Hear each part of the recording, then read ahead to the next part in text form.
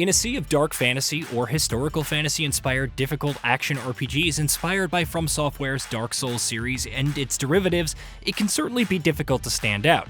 Especially given that very few of these titles have actually managed to live up to the legendary pioneering games that inspired all of them. We have the Neo games, we have Lies of P, and more recently we have Black Myth Wukong. And that's pretty much it.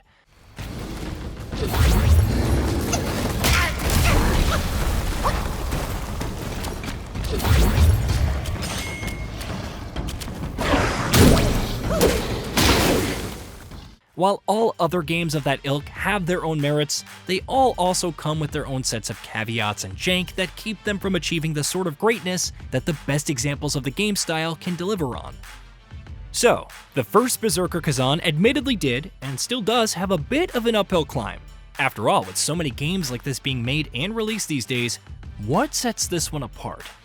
That is ultimately a very superficial and surface-level assessment of the game, however. Nexon and Neople first formally unveiled the first Berserker Khazan to the world at the Game Awards in 2023, and right off the bat, the action RPG stood out. It certainly hit all the bullet point items that you'd expect to find on the back of the box art of this sort of game. Soul-style combat, grueling difficulty, brutal action, dark fantasy setting. A body at last, a body.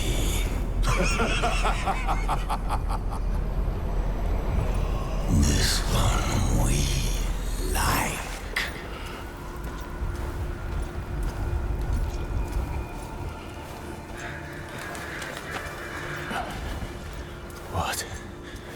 What happened? But then, there were things about it that weren't like other similar games. Things that have only become more clear with each subsequent showing that the game has had, and its absolutely gorgeous art style, which makes it look like a graphic novel in motion and makes it pop, and which instantly stood out. And of course, there is the emphasis on storytelling, with the premise being a flashy, revenge-filled story. The first Berserker Khazan's commitment to its strong storytelling is clear in the more cinematic bent the game clearly seems to imbibe, and increasingly, it seems like the story and storytelling side of the game may be strong enough to be a selling point all its own.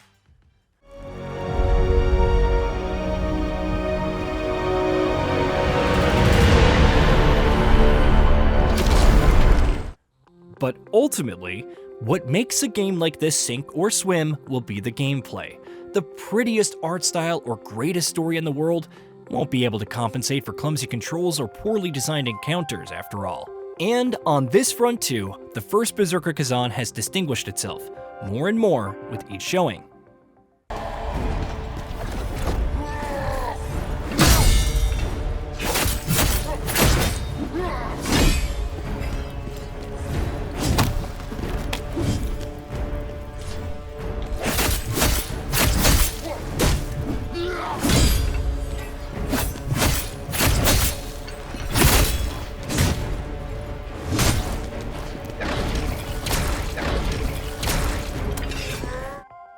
The first trailer showed off a lot of what you'd expect from a new dark fantasy action RPG. Gigantic bosses, stamina management in combat, and deliberate combat where the animations and wind-up all matter.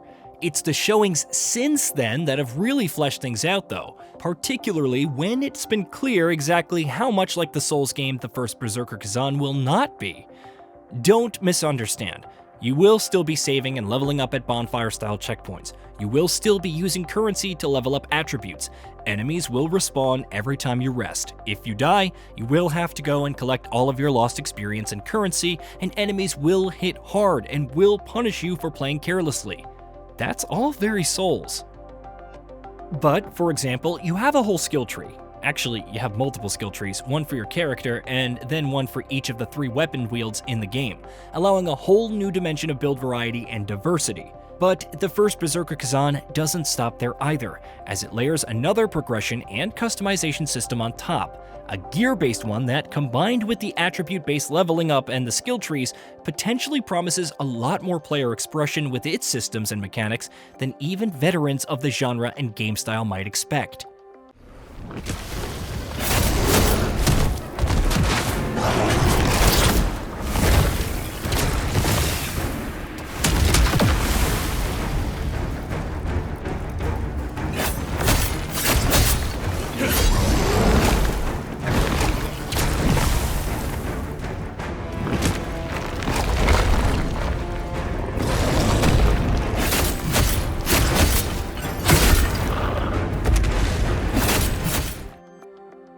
in and of itself. All of that is enough to put the game on a lot of people's radars. What can really sell everyone else on the game, however, and bring them on board is once they get to play it and they realize how much the game appeals to them. Games such as Lies of P and Black Myth Wukong are titles where the strong player sentiment and word of mouth were certainly crucial in their driving success, not just initially but well after launch, when the game still continued to perform strongly and add to their sales totals. The first Berserker Khazan has given itself a leg up here too. A demo for the game was released in January of 2025, and it's become clear to anyone who's played it that Neople and Nexon are onto something here. The controls are incredibly responsive and tight, and the combat has a stylistic and exaggerated flair, owing to the stylized aesthetic, that greatly elevates the flow and pacing of encounters.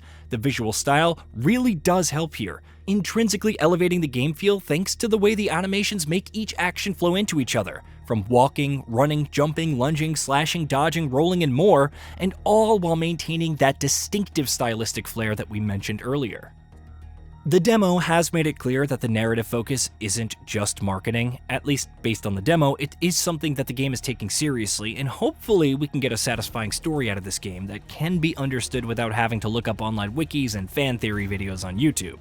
Even lore and their hunters may have a lot to chew on, however, since the game is actually set in Nexon's DNF universe, so it theoretically has a lot of lore and narrative context to draw from and frame itself against. Thanks to promising pre-launch showings and strong reception from those who have gotten a taste of the game courtesy of its demo release in January, many have high expectations for the game. And yet, in spite of that, it feels like the first Berserker Khazan is curiously under the radar right now. While in the games industry you can never look at any game as an absolute sure bet, based on everything that we've seen of it so far, it does look like the first Berserker Khazan is taking promising shape, and may very well end up delivering a solid, core action RPG experience. Whether or not it can stick the landing remains to be seen.